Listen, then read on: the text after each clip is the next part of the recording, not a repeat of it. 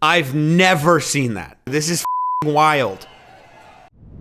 Ladies and gentlemen, today's video we are going to look at the Flintstone Barbell events from World's Strongest Man in 1995 and this year's World's Strongest Man 2022. And we're going to talk a little bit about technique. But first, I want to talk about the split jerk and more importantly, the oscillation of the barbell or the bar whip. I find the physics of weightlifting and the physics on the barbell in weightlifting to be absolutely fascinating. So what we're going to look at is two different variations of the split jerk as it pertains to utilizing the oscillation or the bar whip. The first one is going to be one that you'll see more regularly in the sport of weightlifting. And again, these are both from the front rack. The Flintstone barbell stuff is from the bar on the back, like similar to where you would back squat. We'll talk a little bit more about that later. But the first one is a great example of this is Dmitry Klokov. Now, what you'll see here is in the split jerk, there is a portion called the dip and then a portion called the drive. During the dip, you want to have a little bit higher than a quarter squat. You want to stay vertical. You want the barbell to remain over the same area of the foot or center of gravity as you dip and drive, both of those in succession, and then get the barbell overhead. Now, important factors here. When we look at Dmitry Klokov, he has a lot of control in his dip. So you'll see it's a much noticeable slower dip than a drive. You'll see the bar because, it's very heavy. You'll see a lot of like oscillation just as is. He's able to kind of time this up, right? If he pauses too long in between the dip and the drive portion, he might not be able to catch the oscillation of the bar. But in general, he has a more a controlled dip and drive. But the key factor is no time in between the dip and the drive and making the drive faster than the dip. I will repeat this. The drive must be faster than the dip. Now, the other variation that you might see rarely is done, a great example of this is Kazumurat Akkaev. And what you'll see him do is a much faster, shorter dip followed by a drive.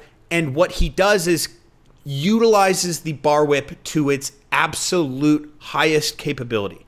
So he dips really fast as to cause this whip in the bar, and as the bar unloads, he now drives. The problem with that is that there is less room for error, right? Because now you have such a fast dip that it's very difficult to time up the drive portion when that oscillation starts to come through. It's very difficult to do that, and you remember, we have to have a faster drive portion than the dip portion, okay? So if he's dipping really fast, it's going to be very hard to drive really fast. Another example of this is Lidia Valentin. Now, this Spanish weightlifter, she's multiple-time world champion and European champion, and she blatantly uses this. I mean, it is just down up, right? So she causes a lot of dip and drive. Just another example of, bar whip. And I've always thought this was so cool, was Ilya Ilyin. He'll stand up his clean and readjust his hands, and the bar goes 1, 2, 3, then he dips and drives. Almost every single time. I've actually never seen him clean and jerk, whether he makes it or misses it, without standing up the clean, 1, 2, 3, dip and drive. And you can see this barbell rotates around. Now, for those of you out there that are like, oh, I got to start focusing on the oscillation of the bar, I hate to burst your bubble here. It is not a factor until I'd say 150 kilos, maybe 160 kilos for the men's bar. Now, for the very few women out there that are watching, it's likely to occur more at, I would say, 115. Right? Because the diameter of a women's barbell is less, so you're going to have less tensile strength and you're going to have a little bit more whip with the women's barbell. I cannot imagine what it would look like to have like 220 kilos on a women's barbell and someone like a male doing a dip and drive and a split jerk from that.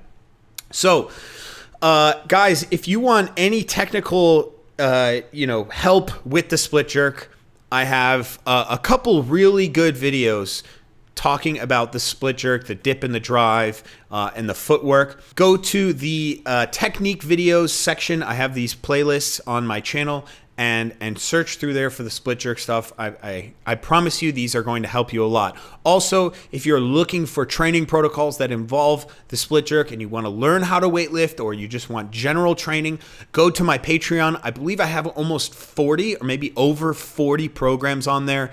Also, it just supports the channel, so that's greatly appreciated if you could go there. Now, let's get into this video. The first thing I want to show you guys is one of the GOATs of just strength sport, in my opinion, Mikhail Koklyaev. Now, Koklyaev started as a weightlifter, became Russian master of sport in weightlifting, went on to powerlifting, has done crazy numbers in powerlifting, and then went on to strongman. And in strongman, if it was overhead, if it was something where it involved some sort of a split jerk, this man was going to win that event. So this lift right here is pretty underrated because it's one of the most legendary training lifts as far as shoulder to overhead goes ever. Mind you, this is 270 kilos, and Lasha Talkhadze has done a clean and jerk at 270 kilos. So you can see here, he's going to unrack it on the back rack, and we'll talk more about the advantage of the back rack after this.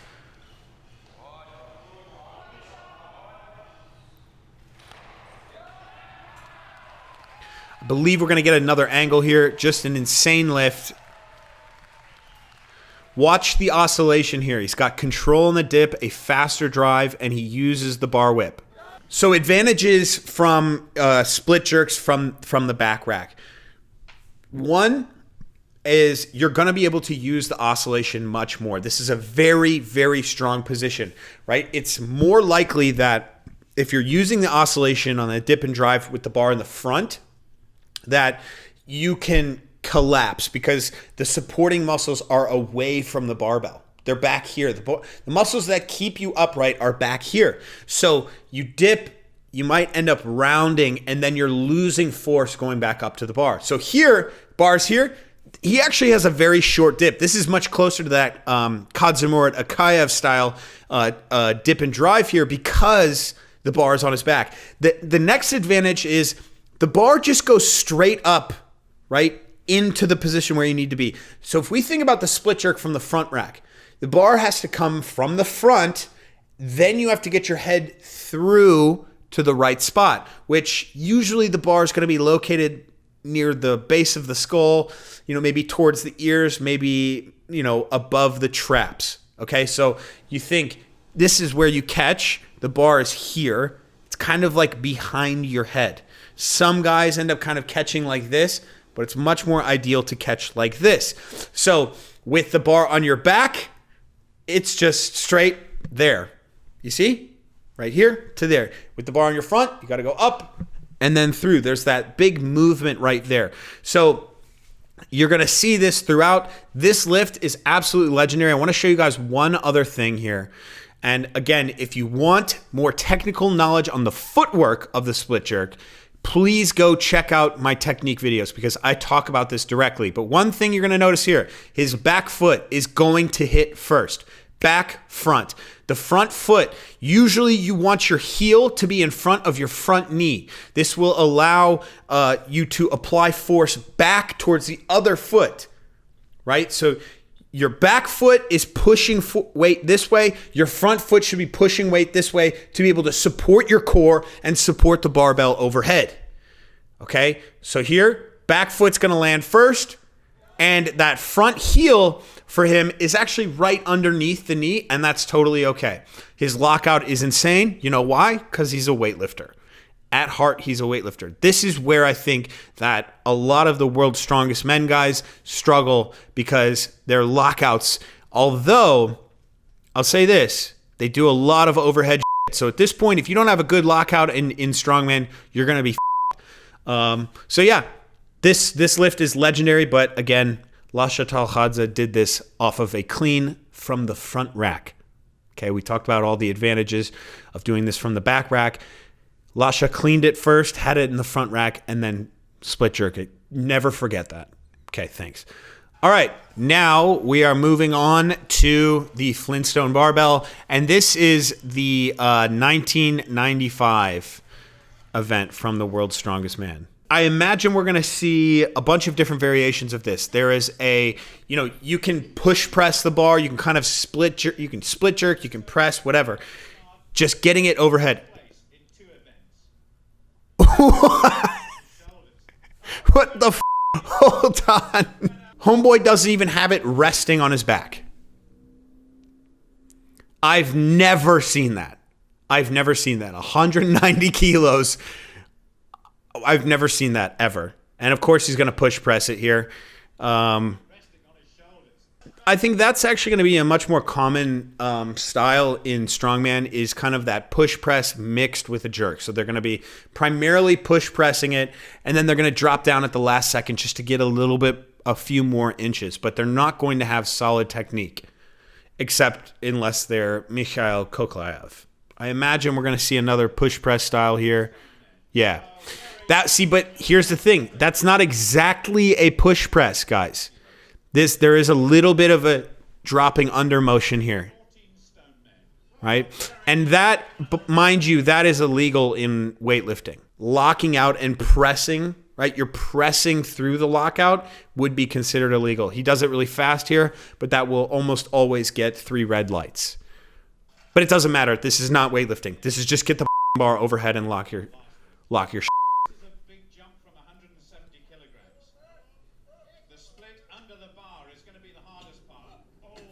All right, so it's hard to see because the camera work is bad, but I think he puts his front foot down first. It's just footwork and lack of practice, really. So remember, Koklyaev did 270. Okay, this is a Flintstone bar, meaning they're using really weird weights on the outside, but it does look like the bar is flexing, so I don't see it being that much of a factor, okay? But it definitely is. But I still feel like Koklyaev would win this event. I don't know the exact numbers of the guys who won this year, but I feel like Koklyaev could have gotten 250.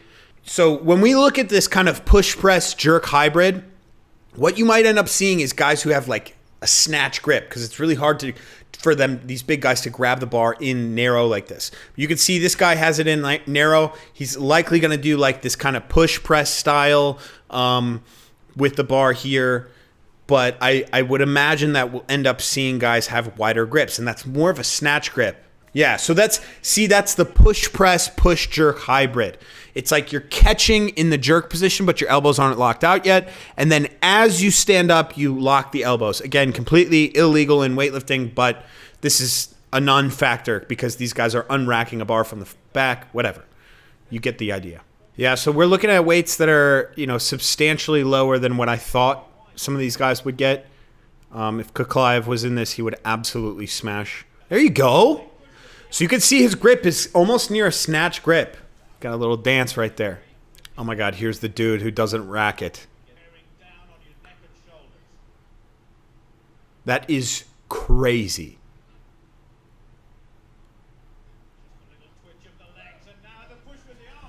That is crazy. Here we go.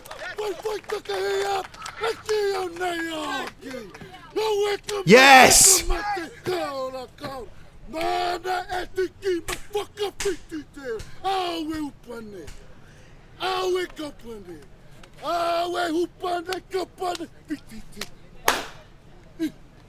Oh boy, I got the chills. I got the goose pimples, baby.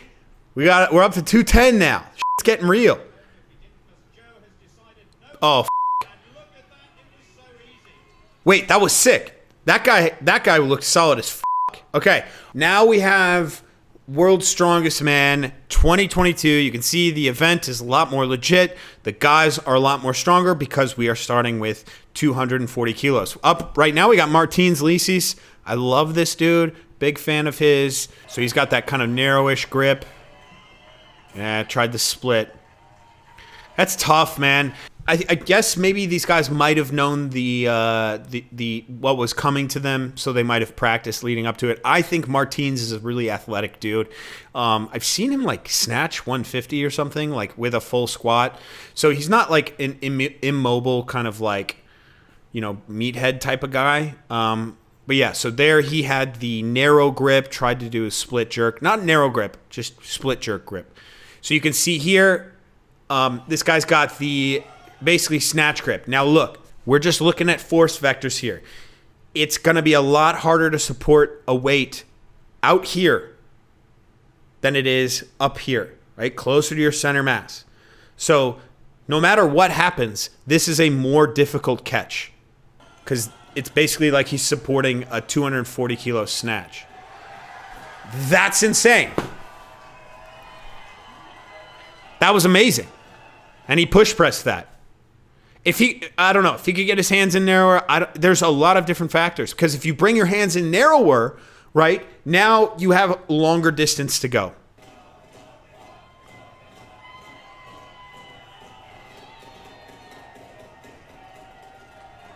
Got a split jerk. Very legit. 246 with these weird ass weights. Now the barbell is nice. So there's definitely oscillation going on in this barbell. No thumbs around the bar too. This is wild. Better timing there. He actually had better timing there. He kind of shook the bar a little bit beforehand. All right, that looks like it was the heaviest weight. Yeah, guys, I hope you enjoyed this. I certainly did. Thank you so much for watching. And again, if you guys want to learn how to split jerk, go to my technique videos. If you want to learn how to weightlift, get yourself on the beginner weightlifting program. If you just want programming in general, or you want to support the channel, help me out, go to my Patreon, and I'll see you guys in the next video. Love you so much. Bye.